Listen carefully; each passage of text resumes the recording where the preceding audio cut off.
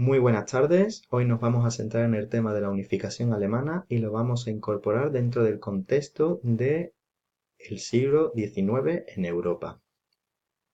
Comencemos. Lo primero que tenemos que situar es los antecedentes de la unificación alemana. Los antecedentes de la unificación alemana los podemos enmarcar a finales del siglo XVIII, a finales de la Revolución Francesa.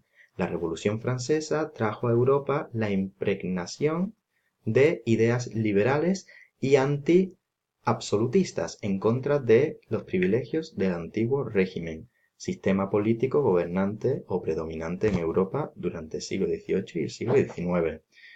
El inicio de este proceso de unificación lo tenemos que enmarcar en 1848. En 1848 tuvo lugar una serie de oleadas de revueltas contra los sistemas de gobierno absolutistas, reivindicando la democracia y la unidad nacional. También tenemos que mencionar dentro de los antecedentes que este proceso de unificación alemana va a tener mucha importancia o va a recaer principalmente en la fuerte disputa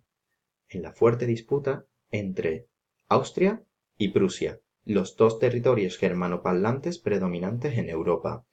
De hecho, esta idea de la unidad nacional que se estaba impregnando en la población germanoparlante va a tener dos raíces. Por un lado, habrá gente que va a pedir la Gran Alemania, una Gran Alemania dirigida por Austria. Austria, a mediados del siglo XIX, era el territorio germanoparlante de mayor extensión. Y por otro lado, estaba la opinión de crear una Baja Alemania dirigida principalmente por el Reino de Prusia. Es importante que conozcamos que a mediados del siglo XIX, la Alemania que hoy en día conocemos no era la misma. Alemania estaba dividida o fragmentada en diversos estados germanoparlantes, y entre todos esos estados destacamos a Austria y a Prusia como los dominantes. Por tanto, Austria y Prusia se van a disputar la hegemonía de los territorios germanoparlantes. El inicio de este proceso de unificación a gran escala tuvo lugar en 1864, cuando sube al poder del gobierno del Reino de Prusia Otto von Bismarck, nombrado primer ministro de Prusia.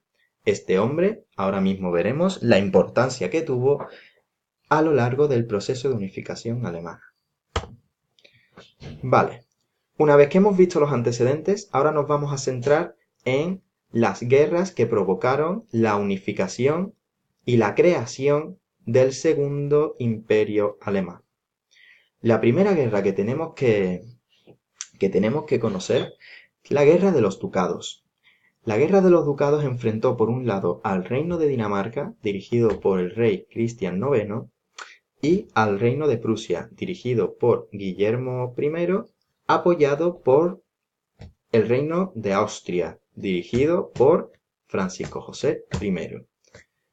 Esta guerra comenzó por el deseo de la población germanoparlante predominante en los ducados de Holstein y de Schleswig de pertenecer a el Reino de Prusia, ¿de acuerdo? Eran territorios que estaban bajo la protección del Reino de Dinamarca, pero que en su mayoría eran población germanoparlante, que no deseaban formar parte del Reino de Dinamarca. Esta población solicitó ayuda a Prusia, y este fue el desencadenante para que Prusia, apoyada por Austria, le declarara la guerra a Dinamarca, por el control de estos territorios. Finalmente, la guerra acabaría decantándose por el lado prusiano, y el ducado de Schleswig formará parte del Reino de Prusia y el ducado de Holstein formará parte del Reino de Austria. Más adelante, en esta segunda guerra que vamos a comentar, veremos cómo las diferencias políticas e ideológicas entre Prusia y Austria, sobre todo por el control de estos territorios, va a desencadenar la segunda o el segundo conflicto bélico importante en este proceso de unificación alemana, la Guerra de las 7 Semanas. Esta guerra enfrentó por un lado a Austria y por otro lado a Prusia por el control por el dominio de los territorios germanoparlantes. De esta guerra sacaremos cuál es la potencia dominante alemana.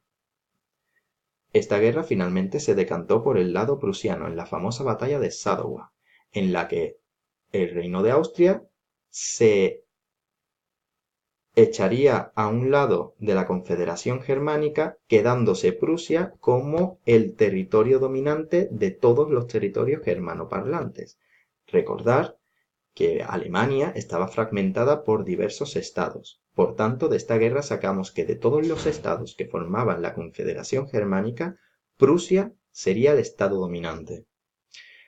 El desencadenante, o mejor dicho, la resolución de estos conflictos bélicos que llevaría a la unificación alemana sería la guerra franco-prusiana, que por un lado enfrentaría a la Francia, al segundo imperio francés de Napoleón III, y por otro lado al reino de Prusia dirigido por Guillermo I, pero sobre todo por el primer ministro Otto von Bismarck.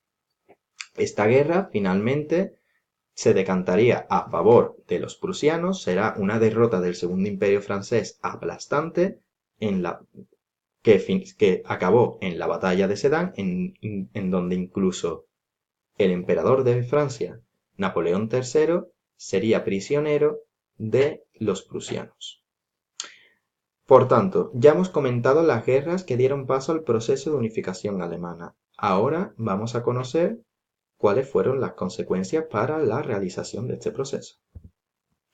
Consecuencias, como podemos ver aquí, perfectamente podemos ver cómo están los territorios germanoparlantes fragmentados, vemos la extensión del reino de Prusia y podemos ver progresivamente en qué etapas se fueron incorporando estos territorios al reino de Prusia. Cabe destacar que de esta última guerra contra la Francia de Napoleón III, las regiones francesas de Alsacia y Lorena formarían parte del reino de Prusia. Por tanto, ¿qué consecuencias tuvo estos conflictos bélicos de mediados del siglo XIX? La consecuencia principal, la creación del Segundo Imperio Alemán, que tuvo lugar en 1871 en el Palacio de Versalles, lo cual supondría una humillación terrible para los franceses que provocaría el odio entre estas dos naciones, extendiéndose hasta las guerras mundiales del siglo XX. Alemania consiguió grandes extensiones de terreno. Como podemos observar en este mapa, consiguió los territorios de Alsacia y Lorena de los franceses, consiguió Schleswig y Holstein del reino de Dinamarca y los restos de estados, tanto sureños como centralistas germanoparlantes, se incorporarían al reino de Prusia. Solo quedaría fuera el imperio austrohúngaro y el reino de Bohemia. Guillermo I fue proclamado Kaiser alemán, el Kaiser del segundo imperio alemán, es decir, el emperador de los alemanes.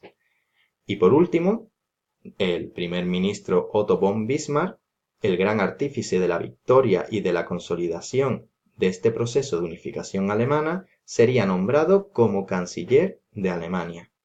Espero que todo os haya quedado muy claro, que tengáis las ideas bien claras y espero que todo esté perfectamente esquematizado y explicado. Muchísimas gracias.